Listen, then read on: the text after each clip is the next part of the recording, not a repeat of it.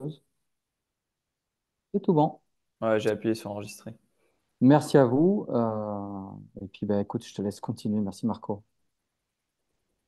Hop. Donc nos valeurs, finalement, c'est des valeurs d'indépendance, de conviction aussi. On a vraiment ce sens de l'intérêt général. On veut faire progresser les citoyens dans la défense de leurs droits. On a une expertise, qu'elle soit juridique. Moi, justement, j'ai commencé en tant que juriste à la CNIL. Qu'elle soit technique, comme je vous disais, avec des ingénieurs, des gens voilà, qui maîtrisent l'aspect vraiment technique de l'informatique. Et on a une collégialité, c'est-à-dire qu'on a plusieurs personnes qui composent justement le collège de la CNIL, issus de l'Assemblée nationale, du Sénat, des professeurs d'université. Donc voilà, des formations et des parcours différents qui apportent des valeurs et des regards différents aussi à la CNIL. Et là, je reprends cette phrase, la CNIL de vrais gens y travaillent, parce qu'il faut savoir s'est déplacé donc en Vendée avec la Fédération des centres sociaux de Vendée sur des marchés via un café mobile qui s'appelle Germaine, qui est développé par la Fédé locale. Et la première réaction des gens quand on est venu leur parler dans la rue, c'était de dire: Ah, mais la CNIL, il y a des vrais gens qui y travaillent. Effectivement, on est, nous, très parisiens. L'institution est uniquement située à Paris. On n'est que 270 personnes pour traiter énormément de sujets. Et donc, le fait de se déployer sur le terrain, d'aller au contact des publics, aujourd'hui, c'est une nouvelle mission que la CNIL s'est fixée. Et je pense que dans l'esprit un petit peu général de ce qu'est la CNIL, les gens voient ce qu'on fait, mais ne savent pas vraiment qui est derrière et les profils de personnes qui peuvent travailler à la CNIL. Et donc, aujourd'hui, on a une nouvelle mission, qui est la mission de sensibilisation, qui a été créée en 2023, justement pour favoriser la maîtrise et le respect des droits des personnes sur le terrain. L'idée, c'est d'aller voir les gens partout sur le territoire, prendre aussi la mesure de leur réalité, de leur quotidien. Comme je vous disais, nous, on est des juristes, on est situé à Paris, donc on est forcément complètement un petit peu à l'ouest et décentralisé des réalités des citoyens et de conduire des partenariats avec des acteurs de terrain. C'est un petit peu ce qu'on fait aussi aujourd'hui avec les centres sociaux et la fédération. Pardon, être un relais d'information justement pour ce que la CNIL peut créer, etc. On va essayer de voir ce qu'on peut vous apporter, mais ce que vous aussi finalement vous nous apportez. Cette mission, néanmoins, fait partie d'un ensemble de missions d'information qui peuvent vous servir aussi. Il faut savoir qu'on a un service de réponse des questions du public. Donc, vous avez une permanence juridique par téléphone qui est gratuite, que ce soit pour des professionnels ou pour les particuliers. C'est-à-dire que vous pouvez appeler la CNIL, poser une question sur la protection de vos données, les bonnes pratiques à adopter, etc. Et vous aurez des juristes qui vont vous répondre, qui prendront le temps de bien vous répondre. Donc ça, c'est un premier service que vous pouvez utiliser en tant que structure ou aussi que vos publics peuvent utiliser. On accompagne les professionnels dans leur conformité, ce que je disais avant. Là, c'est un petit peu de l'autre côté. Cette fois, si vous traitez des données, que vous ne savez pas trop si vous êtes dans le cadre légal ou pas, etc., vous pouvez contacter la CNIL pour poser une question. Alors, on ne va pas venir vous sanctionner derrière, hein. L'idée, c'est plutôt de vous dire, ben voilà, ce que vous pouvez faire ou les bonnes pratiques, c'est ça, quand vous utilisez des données de personnes. On peut aussi adresser des plaintes et des alertes à la CNIL. C'est-à-dire que quelqu'un qui verrait ses droits pas respectés, qui justement auraient vu une situation où la vie privée des personnes aurait été atteinte, des données auraient été traitées illégitimement, etc., peut nous le signaler pour que nous, derrière, on mette en place une procédure de sanction et au moins de contrôle avant pour vérifier ce qui s'est passé. On a aussi une part très importante qui est l'éducation numérique des jeunes, des parents et des accompagnants. Quand je dis accompagnants, ça peut être des professionnels du social, ça peut être des enseignants, ça peut être voilà, un panel de personnes qui vont discuter de numérique avec des jeunes. Et donc, on a créé des ressources que je vais vous montrer après qui peuvent servir notamment au sein des centres sociaux pour discuter de manière un petit peu, on va dire, décomplexée, moins moralisatrice avec les jeunes du numérique, des bonnes pratiques à adopter sans être stigmatisant envers leurs pratiques et donc plutôt d'essayer de discuter avec eux, même de jouer. On a un jeu de cartes que je vous présenterai. Donc voilà, l'idée c'est de rendre ça aussi ludique et de ne pas avoir une approche que les jeunes pourraient tout de suite fuir ou se mettre en position de rejet sur un sujet dont on leur parle beaucoup et dont ils le vivent parfois un petit peu mal dans le sens où d'entendre les parents, les enseignants, etc. répéter que les réseaux sociaux c'est dangereux, ça peut être difficile à accepter pour eux de discuter de ces sujets-là après. Et donc, dans le cadre de cette nouvelle mission, nous, on part en toute humilité justement avec ce constat-là. On a une expertise en matière de protection des données, on a des connaissances de la CNIL. En revanche, ce qu'on n'a pas comme connaissance, c'est une connaissance des publics et des citoyens. On avait mené une analyse sociologique il y a, je crois, 1 ou 2 ans pour essayer de comprendre quel était le profil sociologique de quelqu'un qui allait déposer une plainte à la CNIL. Donc, ça veut dire que déposer une plainte, premièrement, c'est savoir qu'on a des droits, et deuxièmement, se dire je vais les faire valoir. Eh bien, là, pour caricaturer un peu les résultats qu'on avait eus, mais qui sont quand même assez parlants, on était majoritairement sur des profils de personnes qui déjà avaient fait des études supérieures assez longues, deuxièmement, qui avaient dans la quarantaine, troisièmement, qui étaient dans la région parisienne, et quatrièmement, des hommes. Donc, vous voyez, absolument pas représentatif des citoyens français. Et donc, l'idée, justement, c'est nous, aujourd'hui, d'aller au contact des publics que l'on ne connaît pas, mais qui ne nous connaissent pas non plus. Et donc, pour cela, on a besoin de travailler avec des acteurs locaux et surtout des acteurs qui connaissent leur public. Premièrement, ça nous offre une capacité de déploiement. Comme je vous disais, on n'est que 270 à la CNIL. On ne peut pas aller partout en France tout le temps. Et donc, on a aussi besoin d'avoir des interfaces, des relais pour partager des ressources, des bons conseils. On n'a pas la connaissance de vos publics. On ne va pas s'adresser de la même façon à une personne senior qu'on s'adresse à un jeune, qu'on s'adresse à une personne en situation d'électronisme, etc., en situation de handicap. Et donc, euh, les différents publics, les différents sujets qui peuvent les toucher, eh bien, on a besoin de travailler avec les acteurs qui les connaissent. Par exemple, si on veut sensibiliser des personnes en détention, nous, on ne sait pas comment ça marche, on ne sait pas quels sont les sujets qui les préoccupent le plus, donc on va passer par des SPIP. Les centres sociaux aussi, c'est un relais qui est forcément essentiel de par déjà la proximité. Et aussi, on va en parler un petit peu après, c'est un lieu de rencontre et de partage qui est très intéressant pour aborder ces sujets. Donc, pour cette mission, on a un écosystème d'acteurs qu'on est en train de construire au niveau national, c'est-à-dire qu'on rencontre toutes les fédérations, là aujourd'hui, Fédération des centres sociaux, mais ça peut être aussi l'UNCAS, ça peut être également, je parlais des SPIP avant, passer par le ministère de la Justice, les conseillers numériques en passant par la NCT, etc., etc. Mais à côté de ça, ce n'est pas suffisant pour nous de parler uniquement avec des fédérations ou des unions nationales. On a cette volonté d'aller vraiment sur le terrain, rencontrer les citoyens et les acteurs locaux. Donc on a choisi de développer un département pilote, qui en l'occurrence est la Vendée. Donc c'est dans ce cadre-là que Frédéric nous a organisé ce webinaire national, mais on expérimente depuis 6 mois, notamment avec la Fédération des centres sociaux de Vendée, des espaces de ateliers pratiques, de discussion, de sensibilisation des publics sur le territoire. Cette mission, donc, elle a vocation à sensibiliser les particuliers. Ce que je disais avant, on a des espaces de débat, produire des ressources pédagogiques que vous pourrez fournir aux personnes qui viennent dans les différents lieux, des espaces de conférences, d'animation, ateliers pratiques, mais elle a vocation aussi à sensibiliser les accompagnants. Évidemment, vous êtes au contact parfois direct du coup des personnes, et donc on a ce besoin aussi de vous transmettre des ressources, des bonnes pratiques qui vous pourriez valoriser auprès de vos publics quand vous êtes confronté à des situations sur le numérique ou des questions sur la protection des données. L'idée étant de co-construire à terme des ressources adaptées à vos publics, justement, et aux accompagnants. L'idée, c'est pas qu'on fasse tout seul à Paris une tambouille dans notre coin, qu'on réfléchisse à des ateliers ou à des contenus, qu'on les envoie partout en France et que personne s'en saisisse parce que de un, c'est pas pertinent pour les accompagnants et de deux, c'est pas compréhensible ou accessible pour les publics. Donc, on a ce besoin de ce retour aussi. Là, moi, je vous fais une présentation, mais vous avez envoyé des questions. Ces questions-là, elles sont très intéressantes et pertinentes pour nous parce que ça nous permet d'avoir un état des lieux, un petit peu des sujets qui reviennent plus que d'autres. Et à côté de ça, on mène une analyse sociologique. Moi, je travaille avec un sociologue pour essayer de mieux comprendre nos publics et leurs besoins, ainsi que les accompagnants. Là, par exemple, on est majoritairement en ce moment sur les profils seniors.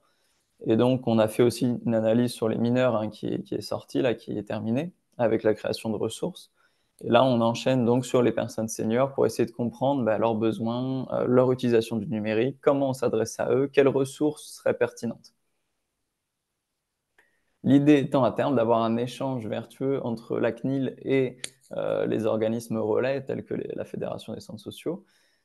Justement, vous nous offrez une visibilité en région, un réseau structuré, une veille citoyenne, la mise en valeur de nos contenus et une connaissance de vos publics. Ça, c'est clair et net. Et nous, ce qu'on peut vous offrir, en revanche, c'est des sujets d'actualité. C'est-à-dire qu'on est, à la CNIL aussi, on a un centre, par exemple, qui reçoit, donc je vous avais dit les appels téléphoniques, mais aussi les demandes écrites et les plaintes. Ce qui fait qu'on a des dizaines de milliers de messages ou d'appels des citoyens chaque année, ce qui nous donne un visu sur des sujets qui préoccupent davantage les citoyens que vous n'auriez pas forcément pu identifier vous, vraiment en matière de protection des données. Au-delà de ça, l'idée, c'est de vous donner des outils d'accompagnement, donc des ressources toutes faites.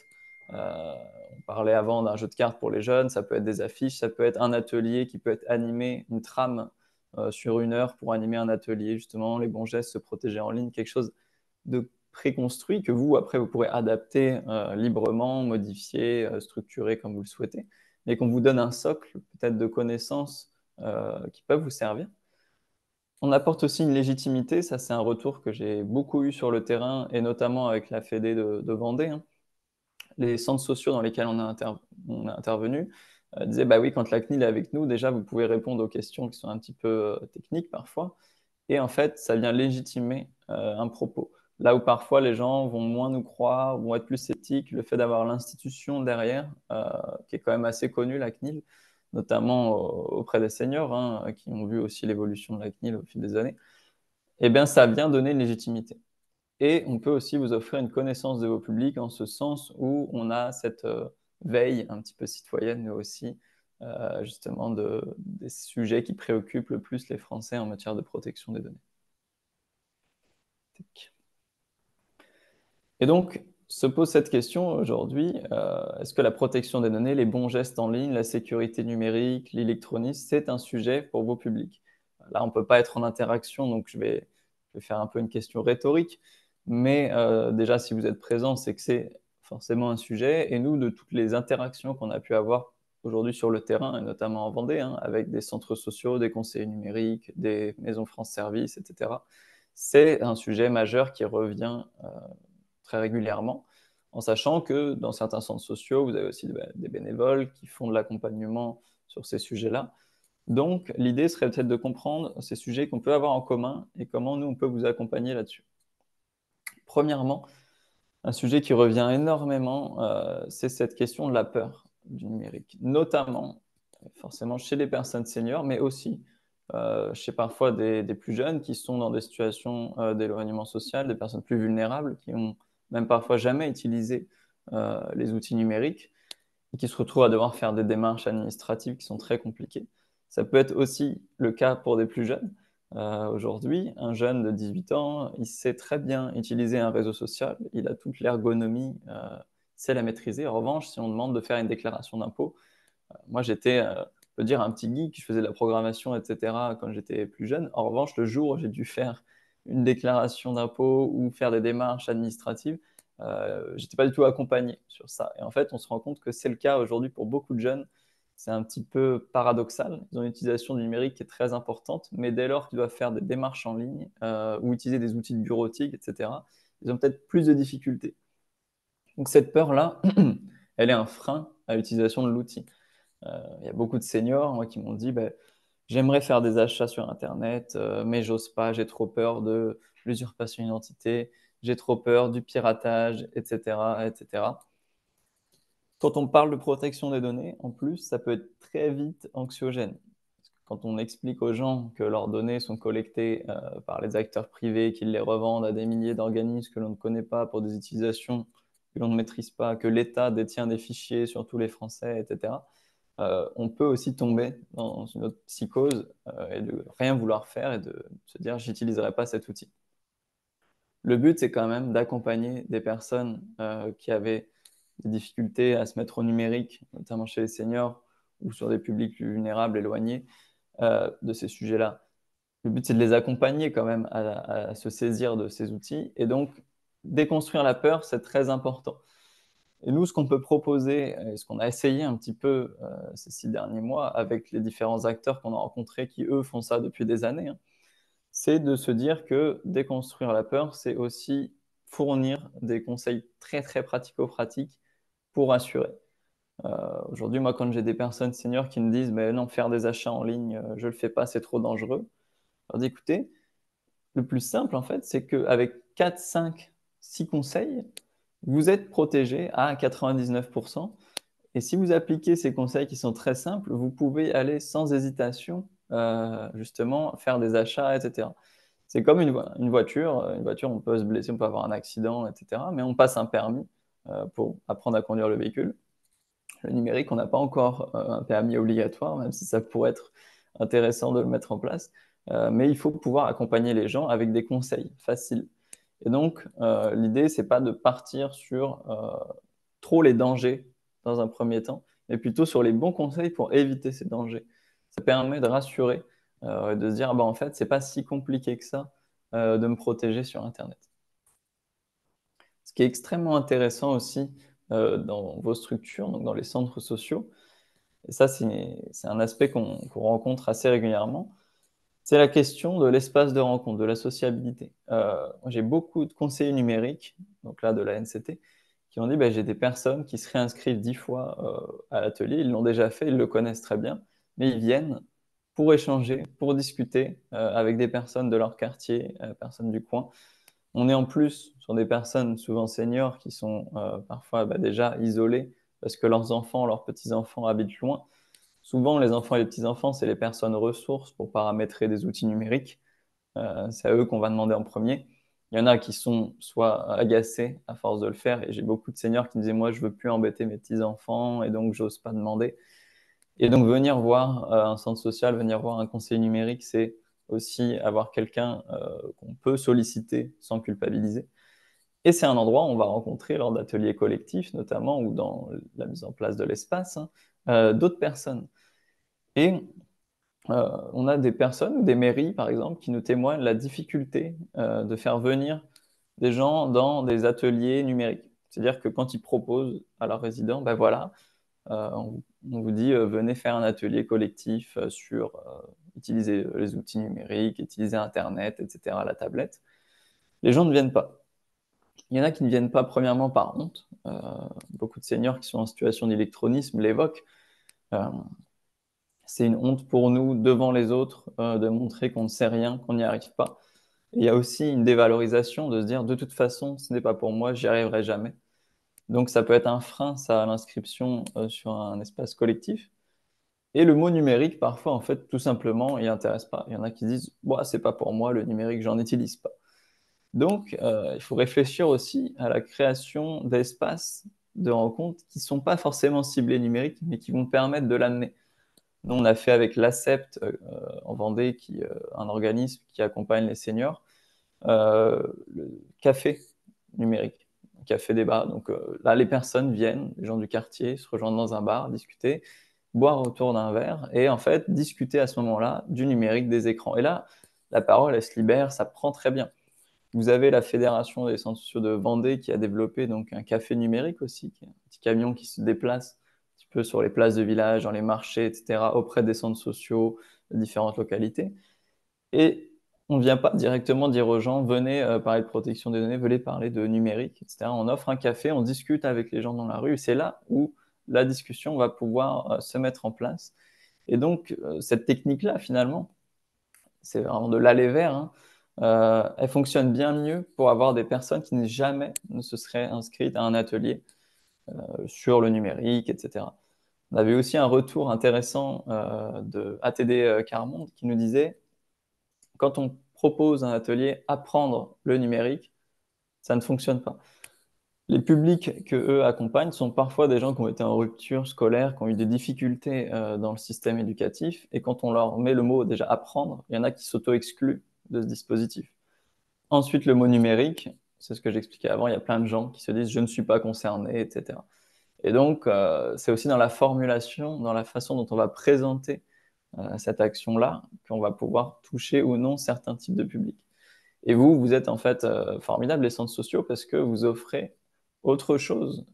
Vous offrez un espace de vie, de rencontre, etc.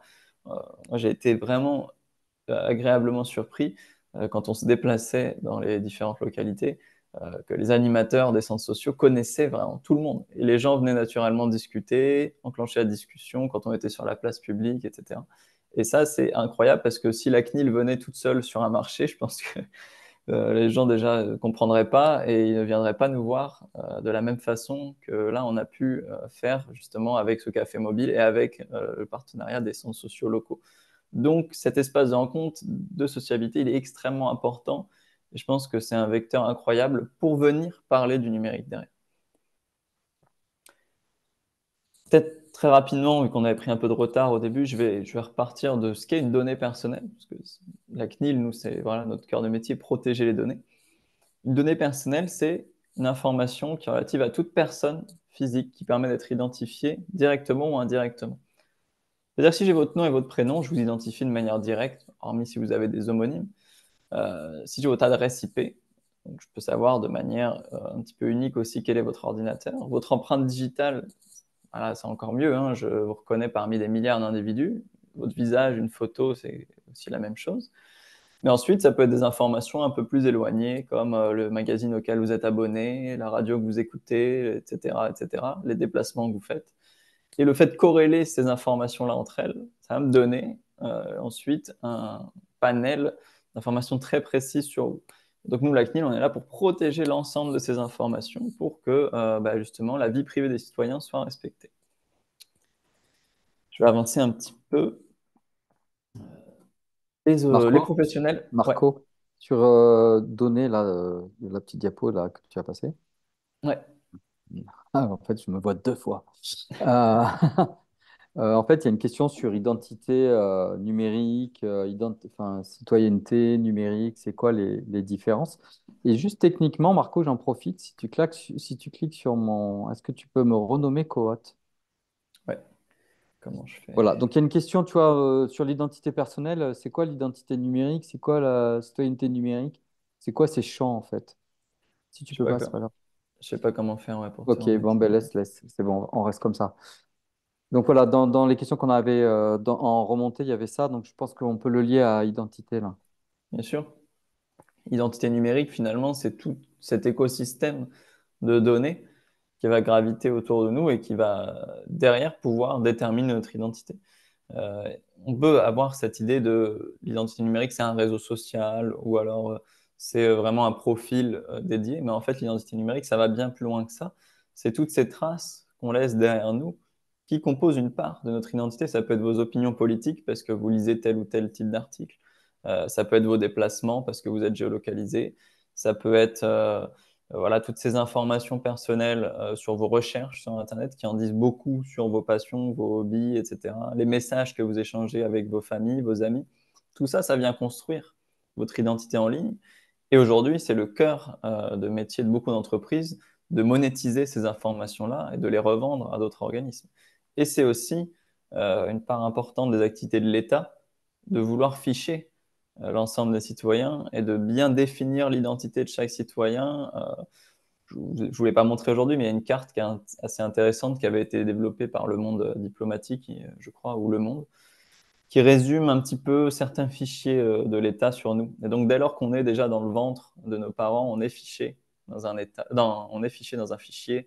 Quand on est dans un autre fichier, on rentre à l'école, ensuite on va aller chez le médecin, etc., etc. En sachant que les personnes qui sont souvent déjà les plus stigmatisées ou les plus vulnérables dans notre société sont mentionnées dans plus de fichiers, parce que dès lors que vous allez toucher des allocations, des aides, etc., vous allez être mentionné dans des fichiers, vous passez sous main de justice, vous êtes dans énormément de fichiers, vous êtes une personne en demande d'asile, une personne migrante, etc. Encore une fois, vous êtes fiché. Donc l'identité numérique, c'est aussi ce qui se passe dans l'État et pas uniquement sur les réseaux sociaux. Très bien. Est-ce que on est juste là en format interview, tu peux enlever le partage parce qu'en fait, on se voit plusieurs fois. Ah oui, ok. Là, c'est bon, je remets ça. Voilà, ouais, si tu remets ça, c'est bon. Mais si tu parles sans le diapo, enlève le partage, ça sera plus simple. Ok. Merci. Donc les professionnels, ils ont des obligations. On va pas les faire ensemble parce que c'est pas l'objet aujourd'hui, mais l'idée c'est de rappeler que si les professionnels ont des obligations, derrière les personnes ont des droits. Donc par exemple, un organisme il doit traiter des données qui sont uniquement nécessaires. Il ne doit pas demander plus d'informations sur quelqu'un que ce dont il a besoin. Il doit être transparent. Il doit informer les personnes de l'utilisation de leurs données. Il doit leur permettre d'exercer leurs droits.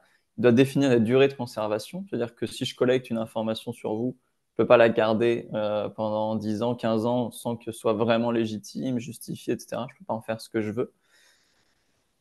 Et donc les droits des personnes, ils sont aussi très importants. On a le droit, premièrement, d'être informé sur tout ce que je vous ai dit avant. On a le droit de s'opposer à l'utilisation des données, c'est-à-dire, par exemple, vous recevez de la publicité, de la prospection commerciale, des mails, etc. Bah, vous avez le droit à demander à ce que ces organismes qui ont récupéré vos informations, qu'ils ont souvent achetées, bah, les suppriment en fait, de leur base de données. Vous avez le droit de vérifier vos données aussi, c'est-à-dire demander à n'importe quel organisme, ben voilà, qu'est-ce que vous avez sur moi? Communiquez-moi tout de ces informations que vous avez. À l'époque, vous aviez Max Schrems, qui est un activiste, un défenseur des droits autrichien, qui justement avait demandé à Facebook de lui fournir toutes ces données et s'était retrouvé avec plus de 3000 pages d'informations. Et c'était déjà il y a une dizaine d'années, donc vous imaginez aujourd'hui. Et voilà, on a aussi la possibilité de déréférencer un contenu. Ça peut être quand quelqu'un, justement, imaginons que vous avez une personne qui a purgé une peine, qui a été mentionnée dans des articles de journaux pour les délits ou les crimes qu'elle a pu commettre.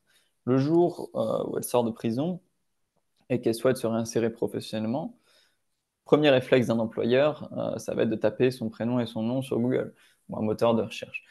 Et donc, ça peut être un énorme frein à l'emploi parce que si on trouve un article justement qui montre que vous avez commis certains faits à une certaine époque, beaucoup d'employeurs vont refuser de vous embaucher. Ce qui fait qu'on a le droit aujourd'hui de demander à Google, sous certaines conditions évidemment, de déréférencer un contenu. C'est-à-dire que l'article de journal existera toujours, mais on ne pourra pas le trouver simplement avec votre nom et votre prénom. Donc ça, c'est aussi un droit qui est très important parce que ça peut vraiment aujourd'hui nuire à la réinsertion de quelqu'un d'avoir des articles de journaux ou des contenus en ligne qui sont rattachés à un passé judiciaire. Pour exercer ses droits, on contacte l'organisme. Ensuite, on a un mois, si jamais il n'y a pas de réponse, on peut saisir la CNIL d'une plainte pour que nous, derrière, on puisse voilà, relancer l'organisme, le mettre en demeure, éventuellement mettre une amende s'il ne respecte pas les droits. Et donc, pour revenir à nos publics et nos sujets communs, finalement, nous, la CNIL, ce qu'on encourage, c'est un accompagnement à l'hygiène numérique. Et vous, ce que vous pouvez encourager dans les centres sociaux, si vous avez des conseillers numériques auprès de vous, ou alors si vous-même vous animez des ateliers sur ces thématiques-là, soit via des salariés ou des bénévoles, euh, l'idée, c'est justement de vous dire ce que nous, on préconise et ce que vous pouvez utiliser comme ressources. Premièrement, définir un bon mot de passe, c'est une pratique qui est indispensable aujourd'hui pour se prémunir du piratage, de l'usurpation d'identité, de toutes ces problématiques, des fuites de données, etc. Ça peut paraître évident, mais vous avez énormément de personnes aujourd'hui qui ont un mot de passe qui contient leurs informations personnelles, leur nom, leur prénom, etc., le nom de leurs petits-enfants ou autres, qui ont le même mot de passe pour tout leur compte. Le problème derrière ça, c'est que quand un organisme se fait pirater et que votre mot de passe fuite, qu'il est revendu sur le darknet, etc., ce qui est très commun aujourd'hui, hein, eh bien, premier réflexe des pirates sera de tester votre mot de passe sur plein de comptes différents. Et si vous avez le même partout, tout tombera comme des dominos. Et donc, ce qu'on encourage, nous, c'est vraiment de définir un mot de passe différent, qui soit solide, fiable pour chaque compte important, les impôts, la banque, la boîte mail, etc. Évidemment, ce n'est pas possible de se souvenir de tous ces mots de passe-là. Donc, vous avez des outils aujourd'hui qu'on appelle des gestionnaires de mots de passe qui sont très simples à installer, où vous vous souvenez d'un seul mot de passe et ensuite, ça vous ouvre l'accès à tous les autres. Donc ça, c'est un outil aussi qu'on constate qui est intéressant pour les publics et pour les structures qui les accompagnent. Le gestionnaire de mots de passe, ça facilite cette utilisation. Il y a également la question de naviguer pardon, de manière sécurisée. Donc naviguer de manière sécurisée, c'est savoir reconnaître un site, par exemple, qui est sécurisé avec de l'HTTPS, ce petit cadenas qui apparaît en haut d'une page. Se renseigner aussi sur des sites avant de faire un achat. Si vous voulez justement acheter en ligne une personne senior, le mieux c'est de lui recommander de se renseigner sur le site, taper le nom du site avec avis derrière, utiliser principalement des sites qui seront très connus, ne pas tenter justement d'aller dans des sites moins connus ou peut-être plus susceptibles d'être arnaqués, etc. Aujourd'hui, en tapant le n'importe quel nom d'un site avec avis derrière, vous tombez sur des pages qui vous disent tout de suite si c'est une arnaque ou pas. Donc ça aussi, c'est un petit réflexe qui est tout simple, mais qui peut être mis en place. Protéger ces fichiers sensibles, ça c'est très important aussi. On n'envoie pas, par exemple, par mail des documents d'identité. Documents d'identité par mail, c'est absolument pas sécurisé. Donc, c'est déjà, premièrement, facilement interceptable. Et deuxièmement, une boîte mail, ça peut aussi souvent se faire pirater. Et derrière, le problème, c'est que si les documents d'identité fuitent, on va arriver à des situations d'usurpation d'identité dont on reparlera un petit peu après. Et donc, protéger ces fichiers, bah, ce n'est pas les envoyer en clair par mail, c'est soit on les fournit à un service en les uploadant directement sur le site, ou alors on chiffre ces documents. Ça, c'est quelque chose qui est très facile à mettre en place. Si vous accompagnez, vous, des publics, expliquez-leur comment chiffrer un document. Ça se fait vraiment, vous regardez un tutoriel, ça se fait très facilement. Et les personnes, ensuite, après, peuvent le faire. Nous, on l'a fait avec des personnes seniors, hein. Au début, ça leur paraissait fou parce que rien que le mot chiffrer un document, c'est incompréhensible pour eux. Mais le fait de leur montrer comment ça marche, de le faire avec un conseiller numérique, de le faire avec un bénévole, voilà, eux, ça les rassure et ils arrivent à l'appréhender. Et faire le ménage dans ces données personnelles, bah, c'est tout simplement supprimer son historique, aussi comprendre ce que c'est un cookie, refuser un cookie par exemple. Nous, on a une vidéo sur le site de la CNIL qui explique ce que c'est les cookies. T'as parlé, Frédéric? Non, pas du tout, pas du tout. Ok, pardon. Pourquoi les refuser ou pas? Parce que vous avez beaucoup aujourd'hui de personnes qui ne savent pas ce que c'est et qui les acceptent par défaut, sans savoir que derrière, ils ont un petit espion qui va les suivre partout sur leur navigation, qui va ensuite revendre ces informations à des organismes inconnus, etc., etc. Et donc, prendre le simple geste de les refuser ou de continuer sans accepter, c'est une mesure qui est toute simple, qui est toute bête, mais qui protège vraiment justement de la publicité ciblée ou de la revente d'informations à notre insu. Un accompagnement aussi à l'identité numérique. C'est très important que les gens puissent prendre conscience de la notion de données personnelles. Ce qu'on évoquait avant, qu'est-ce que c'est une donnée personnelle? On a en idem sur notre site internet une vidéo qui explique ce que c'est une donnée avec des exemples, etc. Se questionner aussi sur son utilisation par les entreprises privées ou l'État. Ça peut être intéressant de dire, bah, à votre avis, Google, c'est gratuit, mais comment ils gagnent autant d'argent? Pourquoi ils sont milliardaires, etc., comme entreprise? C'est parce que derrière, voilà, vos informations sont utilisées, autres. Mais encore une fois, vous pouvez vous protéger en refusant les cookies, en prenant soin de ne pas utiliser certains outils plus que d'autres. C'est la question des alternatives. Les outils du libre, par exemple, sont souvent un petit peu plus protecteurs. Encourager à utiliser Firefox plutôt que Google Chrome, bah, c'est une bonne pratique. Utiliser Quant plutôt que Google, c'est aussi une bonne pratique.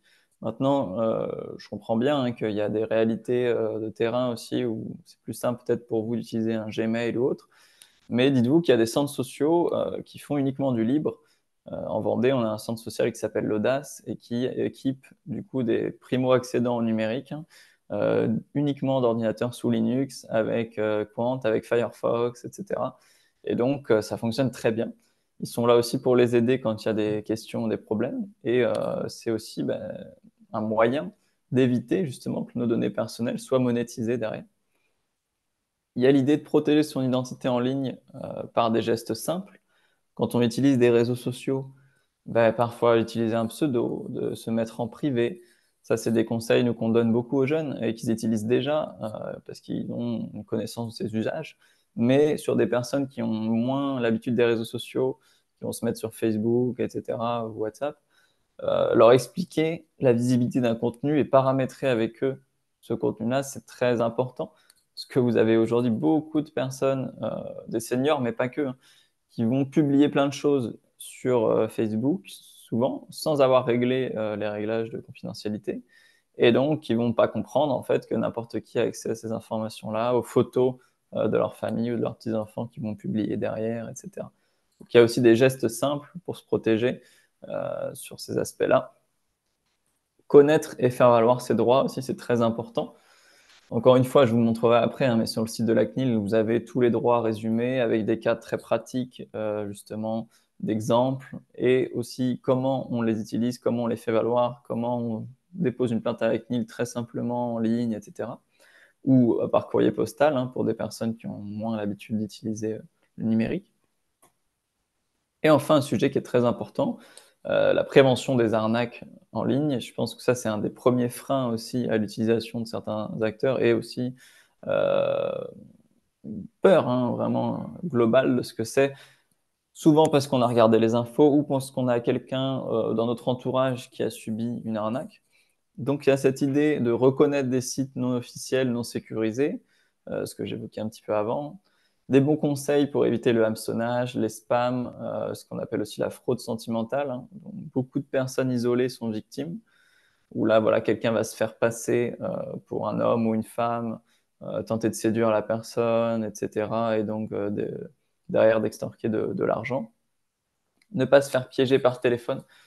Beaucoup de personnes seniors aussi se font avoir par des appels téléphoniques de leur banque, qui ne sont pas en réalité leur banque, avec des gens même qui vont très loin, hein, des dispositifs très développés, des réseaux criminels extrêmement performants, avec un appel qui vous dit, voilà, on a détecté un problème sur votre carte bancaire, on va venir se déplacer directement chez vous, récupérer votre carte bancaire pour la détruire, il faut la sécuriser, etc. Et donc, il y a ensuite un faux agent qui se déplace au domicile de la personne. Les gens au téléphone donnent le nom du conseiller bancaire, se font passer pour eux. Enfin, c'est vraiment très efficace.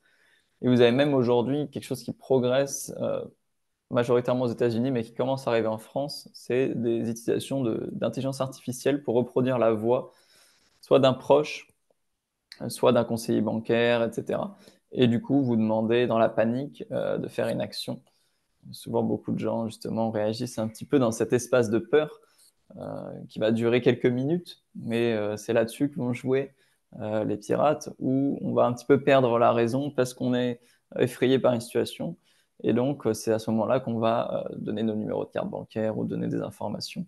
Et l'idée, c'est de toujours préparer en fait des personnes à anticiper ce moment de peur en disant si vous recevez quelque chose, prenez un petit moment au moins pour vous poser, pour appeler votre banque, pour appeler un conseiller numérique ou un bénévole avec lequel vous êtes en contact, etc. Quelqu'un de votre famille, avant de faire quoi que ce soit. Et c'est aussi protéger ses comptes et ses appareils mobiles du piratage. Et donc, protéger ses comptes et ses appareils, c'est mettre à jour ses logiciels, c'est utiliser un antivirus, c'est définir un bon mot de passe. Déjà, si on a ces trois aspects-là qui sont remplis, on est bien plus protégé que si on avait un appareil qui n'est pas à jour, etc. Donc, c'est aussi des conseils très simples, hein. Vous allez le voir après, justement, je vous montrerai quelques ressources qui résument moi ce que je vous ai expliqué, mais avec plus de détails, pour pouvoir voilà, expliquer aux gens comment appliquer ces conseils. Donc, l'usurpation d'identité, quand même un sujet très important aussi. Comment le prévenir en amont, comment le résoudre en aval. Donc, on a sur notre site internet, justement, de la CNIL, des informations sur comment l'éviter. C'est-à-dire éviter de communiquer ces documents d'identité à n'importe qui. Aujourd'hui, vous avez beaucoup d'abus, notamment en ligne, hein. Vous voulez faire une réservation, je sais pas, pour un gîte, un hôtel ou quoi que ce soit, on va vous demander une copie, un scan de votre pièce d'identité, c'est quelque chose qui est abusif. Et justement, on évite de l'envoyer par mail. Vous avez aussi une autre solution qui existe, qui est très, très, très utile, et qui s'appelle donc filigrane.gouv, c'est un site du gouvernement. Vous mettez votre document, que ce soit une déclaration d'impôt, une fiche de salaire, un document d'identité, et vous pouvez faire apparaître dessus ce qu'on appelle un filigrane, donc une petite mention transparente avec écrit pourquoi vous avez fait ce document. Donc, à l'attention de mon conseiller bancaire, etc., à telle date. Et en fait, le fait de mettre cette mention-là va empêcher toute réutilisation des documents, toute usurpation d'identité ultérieure, parce que les banques, par exemple, vont jamais accepter un document comme ça, qui serait mentionné pour autre chose. Et donc, c'est une manière très simple, hein, d'éviter à 90% une usurpation d'identité, qui aujourd'hui est hélas bien trop répandue et très fréquente. Vous avez beaucoup d'arnaques aussi via des dossiers de location. Le marché immobilier est très tendu dans beaucoup de villes en France. Des faux propriétaires publient une annonce alléchante, les gens envoient leurs documents, pour le dossier, pour la visite, et derrière n'auront aucune visite du bien. Et ces documents-là seront utilisés pour faire des prêts auprès de banques en ligne, etc. Donc, si jamais on envoie ces documents dans ce contexte-là, c'est pareil, on met un filigrane, ça nous protège justement de toute utilisation. Peut-être on Avancer un peut, petit Marco, peu. Ouais. sur cette question-là de l'usurpation, il y avait une question autour de... Ouais, il faut juste enlever le partage. Il y avait une question autour des lois internationales, en fait. Alors, est-ce que la CNIL, ça s'applique à tous les pays européens de la même manière? On sait que les États-Unis n'ont pas la même logique. Mais par exemple, ces demandes de documents, enfin voilà, comment Oui, ça se joue? Parce que autour de effectivement, l'immobilier, c'est. par exemple, tu vas en Espagne ou tu vas Hmm. dans un autre pays. Alors, c'est basé sur le RGPD, qui est un texte européen, mais ensuite, chaque CNIL national va interpréter aussi à sa façon ce texte-là. Nous, par exemple, en France, on considère qu'on n'a pas le droit de demander un dossier de location avant d'avoir fait une première visite du bien. Donc, c'est la règle ici. Après, il est possible qu'elle soit différente dans d'autres États euh, européens. Je peux me rappeler l'acronyme RGPD pour ceux qui jamais, on sait jamais. Oui, le règlement général sur la protection des données. Voilà. Donc en clair, il y a une loi européenne, mais il y a une déclinaison et une interprétation pour chaque C'est pays ça. membre. C'est ça. Ok. Chaque CNIL Et local va avoir un regard un peu différent, mais on s'inspire aussi, enfin, on est tout le temps en contact, nous, avec nos homologues, et donc on s'inspire aussi de ce qui se fait. ok. Et pour ce qui est des relations autres que l'Europe, c'est chaque pays a sa règle en fait. Oui, mais alors il y a quand même une règle, c'est que dès lors qu'on traite des données d'un citoyen européen, on doit respecter le RGPD. Ça veut dire qu'une entreprise, même américaine, si elle utilise vos informations, vos données personnelles, doit respecter ces textes. Ce qui veut dire que si on interpelle la CNIL pour un dossier qui concerne une boîte américaine, la CNIL est en capacité de faire respecter la règle. Bah, si elle est venue, cette entreprise, cibler des résidents européens, spécifiquement, donc ça veut dire que c'est écrit en français, le site est accessible, vraiment, vous voyez. Là, effectivement, ça tombe dans le cadre du RGPD. Ok, Il y a merci. des critères, en fait, Oui, ouais. de ciblage, quoi. Si c'est juste un site qui est complètement étranger, qui a aucun lien avec la France, là, non, on pourra rien faire. Oui, oui, si c'est un individu qui va sur un site américain, Voilà, c'est de sa c'est ça, responsabilité. Si c'est un site américain qui s'adapte c'est ça. par exemple, au marché français, c'est de sa Voilà. responsabilité. Ok. Merci Marco, je te laisse continuer. Hop, je repartage. C'est bon. Je vais accélérer un peu, comme ça on pourra avoir du temps pour les questions qui ont été posées. Je voudrais plutôt revenir du coup sur ce que déjà nous, on peut vous offrir, la CNIL. Donc comme je vous disais, sur tous ces sujets, on a une permanence téléphonique et une possibilité de répondre à des questions écrites. Donc ça peut être des questions de votre part, mais aussi des publics que vous accompagnez. La possibilité de déposer une plainte, et vous avez le site internet de la CNIL qui surtout regorge d'informations sur énormément de thématiques. Là, vous avez le site version professionnelle.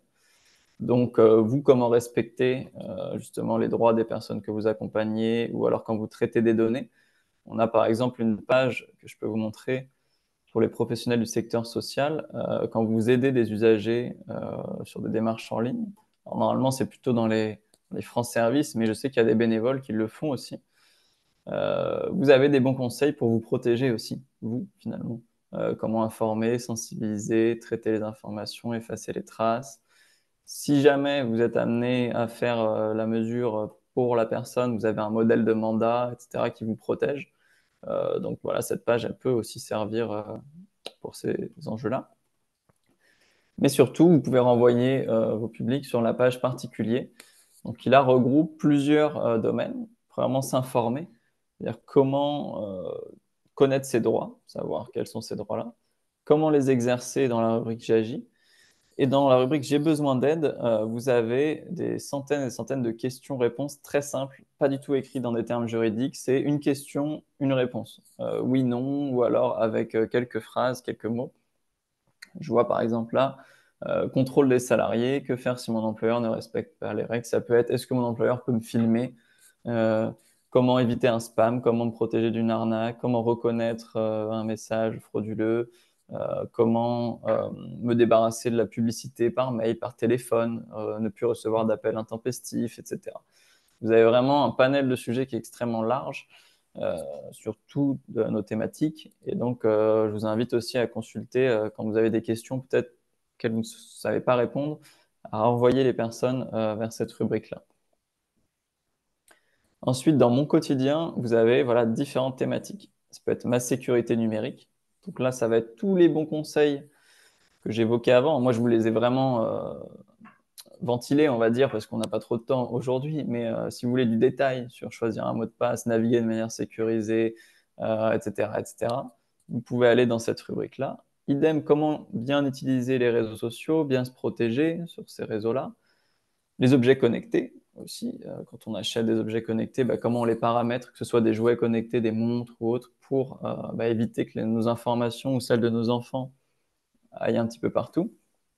Les achats en ligne, la publicité, se débarrasser de la publicité ciblée, que ce soit par courrier, par téléphone, par mail, etc. Comment faire des achats en ligne aussi, de manière sécurisée. La question du logement, ça rejoint ce dossier dont je parlais avant, mais ça peut être aussi des caméras qui sont installées dans une copropriété, dans un logement social. Voilà, quelles informations mon bailleur social peut me demander, c'est extrêmement vaste. La question de la santé, toutes nos données de santé. Une rubrique pour les enfants et les ados qui est très importante aussi. On a voilà, de nombreux ateliers pratiques, des guides pour les parents, pour les enseignants, je vais y revenir après. La question du travail, comment mon employeur peut me surveiller? Est-ce qu'il peut lire mes mails? Est-ce qu'il peut me géolocaliser? Est-ce qu'il peut me suivre pendant mon télétravail? Est-ce qu'il peut installer une caméra sur mon lieu de travail? Les enjeux de citoyenneté, sport, vie associative, banque et assurance, aussi un gros aspect sur ça, dans le sens où vous avez aujourd'hui beaucoup de personnes qui se retrouvent donc fichées bancaires, interdits d'utiliser une carte, interdits d'émettre des chèques, qui se retrouvent fichés à la Banque de France, etc. Et donc, dans tous ces cas-là, un refus de crédit sur un fichage, etc., la CNIL va pouvoir être compétente pour accompagner les personnes à prendre connaissance de ce fichage, de la raison du fichage, et quand les conditions sont réunies, à faire en sorte que le fichage soit enlevé. Et donc, nous, on peut aussi contraindre la Banque de France, contraindre des banques, des assurances à déficher un client quand les conditions sont réunies. Toutes les informations que je vous mentionne, elles sont dans ces rubriques-là et bien détaillées. On propose aussi, depuis pas très longtemps, ce qu'on est en train d'expérimenter, un nouvel atelier qui est intergénérationnel. Donc là, l'idée, c'est d'animer un atelier avec des mineurs, donc entre 6, 12, 13 ans, même des adolescents, hein, si vous arrivez à les mobiliser, avec des personnes seniors, pour parler du numérique. Donc on a construit entièrement un atelier là-dessus. On part d'un sujet, c'est-à-dire par exemple prendre une photo. L'idée, c'est de se dire comment on faisait avant. Donc c'était les appareils argentiques, c'était développer des pellicules, etc. On ne savait pas la photo qu'on allait avoir en avance. Et comment on fait maintenant? Donc les jeunes vont plutôt montrer Snapchat, l'utilisation des filtres, la photo, etc. Et l'idée, c'est de les faire discuter tous ensemble de ces sujets-là et en même temps de venir faire émerger des bonnes pratiques. Donc une photo, c'est une donnée personnelle. Comment on la protège? Est-ce qu'on la publie n'importe où? Comment on fait des bons gestes pour mieux se protéger? Et donc sur différentes thématiques comme ça de la vie commune. Et ça permet là, en fait, d'avoir un espace qui est plutôt sympa, de discussion, de rencontres aussi entre générations, pour parler d'un sujet qui les concerne finalement tous. Et c'est assez exceptionnel à observer parce que vous avez les jeunes qui apprennent plein de choses aux personnes seniors sur des bons conseils, etc. Ils font presque finalement notre travail. Ensuite, on propose des affiches voilà, qui résument justement des bonnes pratiques, l'utilisation de certains droits. On a fait une affiche avec cybermalveillance qui est disponible sur notre site. Donc, comment choisir un bon mot de passe, mettre à jour ses appareils, pardon, conserver une copie de ses données, dire le moins de choses possible sur notre identité, quels sont les bons réflexes, les bonnes pratiques, éviter les messages un peu alarmants, inattendus, s'en méfier, etc.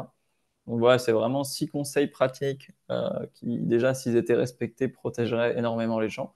C'est quelque chose que vous pouvez afficher dans un centre social, c'est disponible sur notre site. Idem pour les mots de passe, les bons conseils pour justement en choisir un, pour s'en souvenir, etc. Ensuite, pour les mineurs, mais ça s'applique en fait à tout le monde, hein, on explique justement l'existence des droits qui existent, les 10 conseils pour justement bien se protéger sur Internet aussi. Donc ça, voilà, c'est des choses que vous pouvez mettre en valeur, qui vous aident à parler de certains sujets. Et on a lancé une campagne Tous ensemble prudence sur Internet qui regroupe des ressources pour les 8-10 ans, avec un livret pour les parents, pour protéger la vie privée justement des enfants, la vie en ligne, hein, ça couvre aussi les jeux vidéo, enfin c'est plus large que la protection des données, avec des bons conseils pour discuter avec ses enfants de manière non conflictuelle évidemment, de leurs pratiques, et puis pouvoir s'intéresser surtout à ce qu'ils font. On a sorti un poster, des vidéos thématiques qui sont dédiées voilà, à des 8-10 ans, qui expliquent le cyberharcèlement, qui parlent de suivi en ligne, de ce que c'est les cookies, etc., du fait de publier une vidéo, de la rendre accessible, non, la viralité d'un contenu. On a un jeu de cartes aussi, justement, qui vient discuter des bonnes pratiques à adopter en ligne, et un quiz. Dernièrement, la semaine dernière, on a sorti un nouveau guide qui est à destination pour le coup des adolescents, donc 10-15 ans, pour être le gardien, gardienne de sa vie numérique, avec plein d'ateliers pratiques à l'intérieur qui peuvent être mis en place dans un centre social ou auprès d'enseignants, d'une famille, avec des jeunes. Voilà, des contenus qui sont ludiques, qui ne sont pas du tout juridiques. On a développé ça avec le ministère de l'Éducation et le groupe Vive. L'idée, c'est vraiment de rendre le sujet intéressant, décomplexé, surtout pas tabou ni moralisateur. Encore une fois, hein, c'est plutôt de partager un moment avec les jeunes pour parler de leurs pratiques et pouvoir glisser quelques bons conseils qui, d'ailleurs, souvent sont déjà connus des jeunes, mais qui méritent d'être discutés avec eux.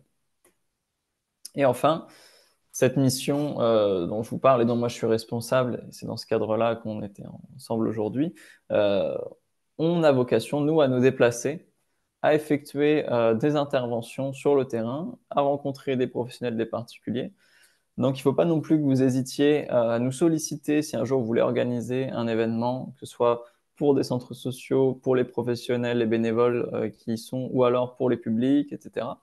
Nous, on est ouvert aux propositions, on se déplace un petit peu partout en France, avec voilà, cette unique réserve dans le fait qu'on ne peut pas s'engager à répondre à tout le monde, mais il ne faut pas hésiter, vous, à être force de proposition, si ça vous intéresse, que la CNIL vienne sur un événement.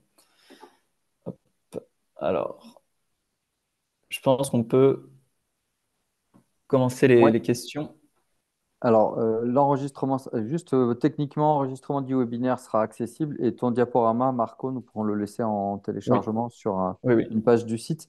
Il y a une question autour du juridique et des animateurs numériques là, qui demandent comment eux, ils sont protégés dans le cadre de l'accompagnement des personnes dans le cadre de leur mission professionnelle. Peut-être on pourra faire le lien, Magali, avec Edan Connect aussi. Hmm. Ça rejoint la question que j'ai évoquée là sur la page que je vous ai montrée sur les professionnels du social qui accompagnent, etc. Oui, C'est ça. Bah, en fait, ça va dépendre du contexte. Et vous pourrez le voir sur cette page, elle est assez bien détaillée, hein. Je la joindrai dans le mail. Et donc, ça explique quand vous êtes à côté de quelqu'un simplement pour l'accompagner, que vous avez un visu sur ses informations personnelles, ou alors il y a aussi le cas où vous pourriez faire pour, et le faire avec et le faire pour. Et donc, ces deux situations sont différentes, ne vous engagent pas de la même façon. Si vous êtes dans du faire pour, là, il faut passer par un mécanisme de mandat. Nous, on a un modèle tout fait qui est juste à remplir et à signer. J'entends que c'est peut-être une contrainte, mais il faut le voir aussi comme une protection, surtout pour les professionnels et pour les bénévoles, qui là ont peut-être encore moins le cadre qui les protège. Donc, c'est important de pouvoir mettre en place ces bons conseils qui sont résumés hein, sur cette page. Justement, éviter de sauvegarder les informations des personnes, pas les noter, euh, laisser la personne faire son mot de passe, ou si vous, vous avez connaissance du mot de passe, ben voilà, pas le retranscrire quelque part, pas le mettre dans un fichier. Si c'est vous qui remplissez le dossier pour la personne, utilisez le mécanisme de mandat, etc. Ce qui est surtout important, en fait, c'est d'informer les personnes. Voilà, là, je vais avoir accès à vos informations personnelles dans tel cadre, pour telle utilisation, etc. Le mandat écrit vous protège davantage qu'un mandat oral, parce que c'est un outil de preuve. Juridiquement, c'est uniquement ça. C'est-à-dire qu'un mandat oral, il est fonctionnel, il est possible. On peut très bien avoir un mandat oral, mais si vous avez un souci derrière et qu'on vous traduit en justice, vous n'aurez aucune preuve de ce mandat. Tandis que la version Marco, on écrite, nous dit que cette page n'a pas été trouvée. Alors, est-ce qu'elle est cachée? euh, alors je vais vous le mettre je vais vous la mettre dans le chat directement. Ouais. super. Ça va être plus simple. Et puis Magali, peut-être parler de Aidant Connect. Alors cette question de la responsabilité ou du tiers finalement accompagnateur, c'est une question qui est très présente, notamment depuis le déploiement des conseillers numériques, parce que ça a été un cœur de mission d'accompagner les personnes. Et la NCT a ouvert la possibilité d'avoir une protection juridique à travers une plateforme qui permet d'être accompagnateur. Ça ne couvre pas l'ensemble des plateformes de droit, mais ça couvre au moins celle de l'État, en tout Mm. cas. Donc, ça s'appelle les Dents Connect. C'était jusqu'à maintenant pour les pros, ça va être ouvert aussi aux bénévoles, mais en tout cas, normalement, il faut le lien du contrat de travail pour le côté juridique des choses. Donc, pour les animateurs numériques qui sont enfin, salariés, ça fonctionne. Donc, ça s'appelle les Dents Connect. Enfin, Magali, tu veux en dire deux mots? Ou ça va, comme tu veux. Ben, s'il n'y a pas plus de questions, je trouve que c'est bien. Et puis, effectivement, quoi, une sorte de label que une structure demande pour un professionnel. Donc, il y a la question professionnel salarié, question du contrat de travail pour protéger le salarié et la structure. Il y a effectivement la question du mandat pour faire des démarches à la place. Voilà, après, on regarde et je trouve que c'est intéressant de voir que même quand on est un bénévole ou qu'on n'est pas habilité dans Connect pour X ou Y raison, il y a des façons de se protéger, mais aussi de protéger la personne qu'on accompagne, je crois, derrière le mandat, au-delà de la protection qui est importante juridique.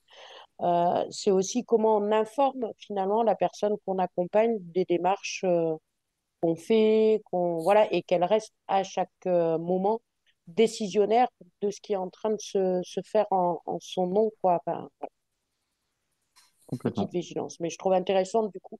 Je pensais pas qu'un écrit comme ça, voilà, moi par exemple, je viens d'apprendre qu'un écrit comme ça qu'on pouvait faire, protéger aussi bénévoles ou salariés, accompagnant, faisant à la place quand bah, c'est nécessaire, parce que Mm, mm. Alors, la question, c'est le mandat suffit-il ou faut-il être aidant connect plus le mandat? Non, le mandat Non, suffit. ouais. Le mandat suffit. Mais si en plus vous êtes aidant connect, ça vous ouvre une plateforme qui permet d'être tiers, en fait, accompagnateur d'une personne Mm. et qui vous nomme comme la personne qui a rempli le dossier en ligne, mais qui vous exonère de la responsabilité juridique. Voilà. Donc, c'est C'est encore un un mandat autre système. simplifié un petit peu, Ouais, hein. c'est un Enfin, mandat simplifié, mm, reconnu en ligne, voilà. voilà. Mais le mandat papier vous suffit. Mm. Est-ce que je prends un peu les questions que tu m'avais envoyées, Frédéric? Oui, allons-y. On avait par exemple, quels sont les sujets les plus interrogés par les citoyens?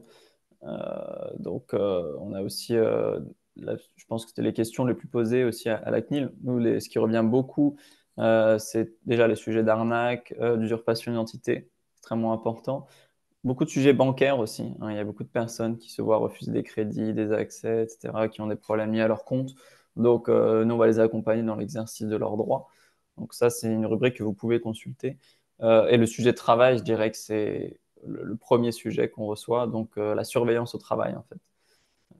Dans quel cadre mon employeur peut le faire? Est-ce que c'est abusif ou autre? On a vraiment aujourd'hui une multiplication de ces outils-là, des caméras sur les lieux de travail, de la géolocalisation des salariés, de l'analyse, par exemple, de leur recherche en ligne. Et souvent, derrière, bah, il y a des conflits prud'homaux ou sur ces thématiques-là. Donc, les gens ont aussi besoin de savoir est-ce que c'est légitime, est-ce que mon employeur peut le faire, sachant que ça peut être évidemment très difficile de travailler quand on est placé sous une caméra toute la journée.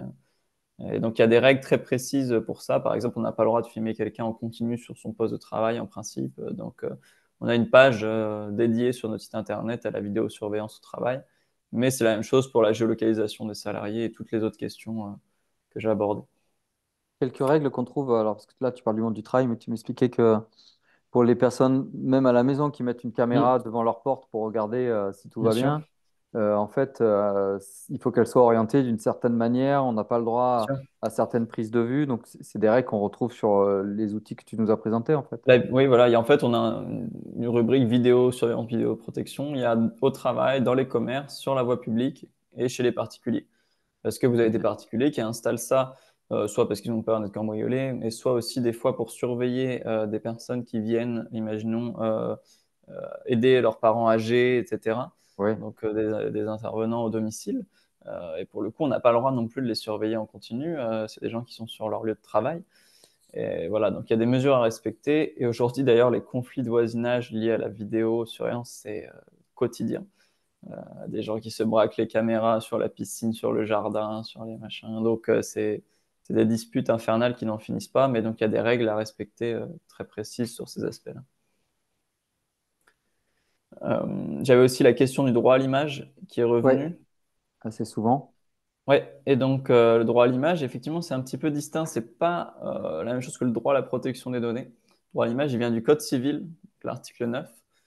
Et il y a des règles, c'est-à-dire que si on veut vous prendre en photo, publier une image de vous, etc., vous pouvez justement vous opposer parce qu'on est censé vous demander votre accord. On doit vous faire remplir un document.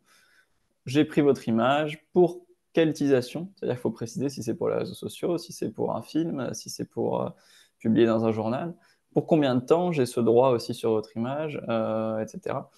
Et donc, on peut, si le formulaire n'a pas été rempli, c'est un contrat, hein, justement, poursuivre la personne qui a publié notre image. Et à côté, on a un droit à la protection des données, qui est de demander non pas à celui qui a pris l'image, mais au site internet. Ça veut dire que votre image a été publiée sur Facebook ou Instagram par un photographe qui ne vous a pas fait signer le formulaire. Hmm. Vous pouvez poursuivre le photographe sur l'aspect du droit à l'image et vous pouvez demander à Instagram de supprimer la photo sur le droit à la protection des données. Un peu les deux différences. Si vous voulez des infos qui sont extrêmement bien expliquées, pas juridiquement très simples sur le droit à l'image, vous tapez droit à l'image service public et vous avez un site justement qui vous explique. Je vais vous envoyer le lien directement.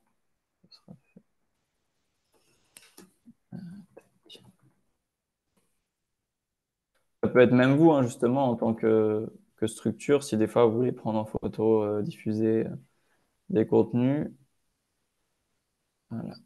Ça vous protège aussi.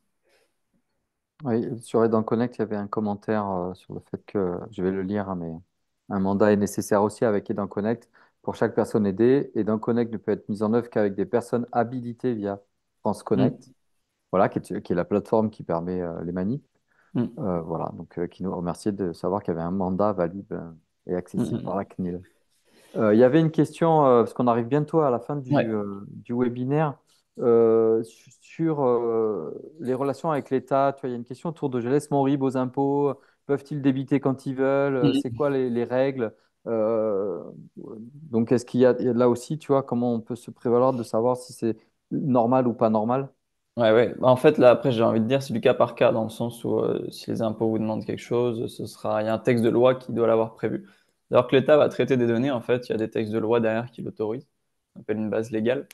Et effectivement, on peut être confronté à des situations abusives où ça peut arriver que des organismes publics, hein, que ce soit des mairies, que ce soit des organismes d'aide, etc., vous demandent des documents qui seraient jugés illégitimes.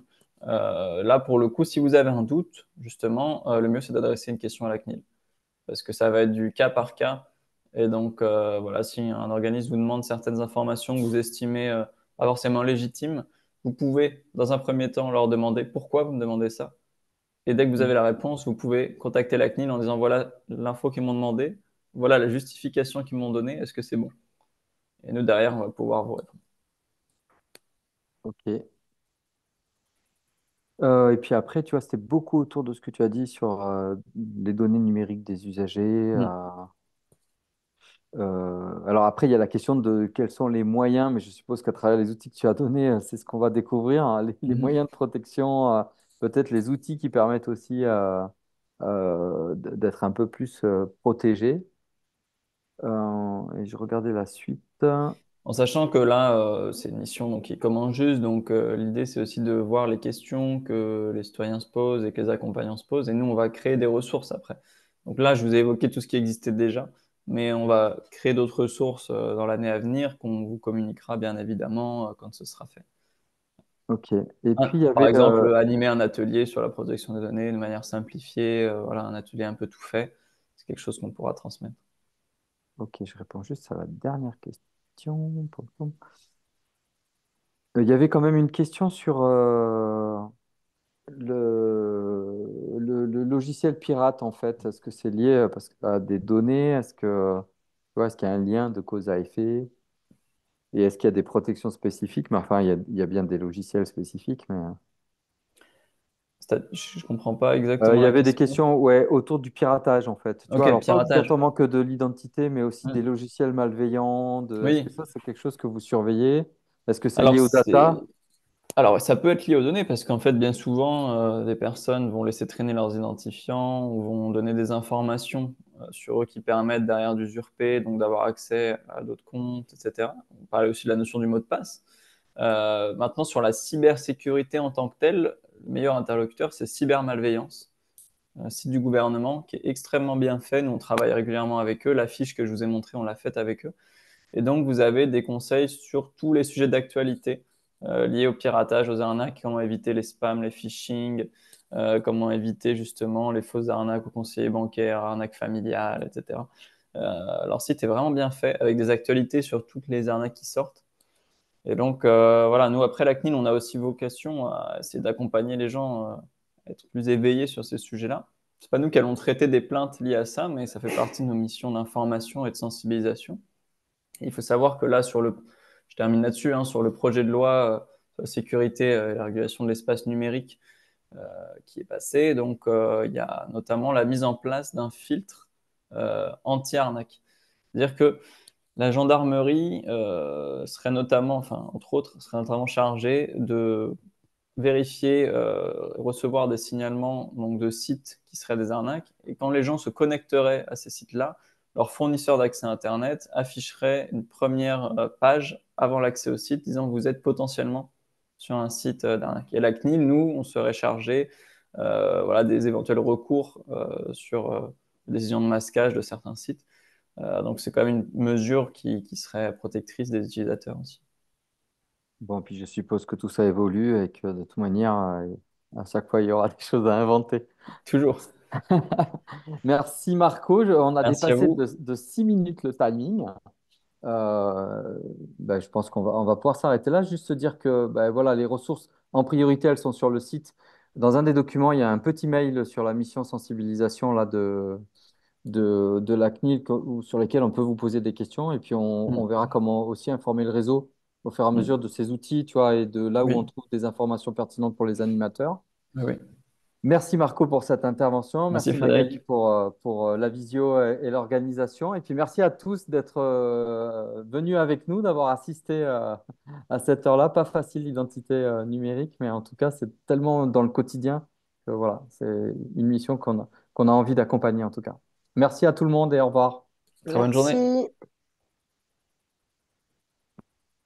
Merci. Je vais laisser quelqu'un enlever l'enregistrement.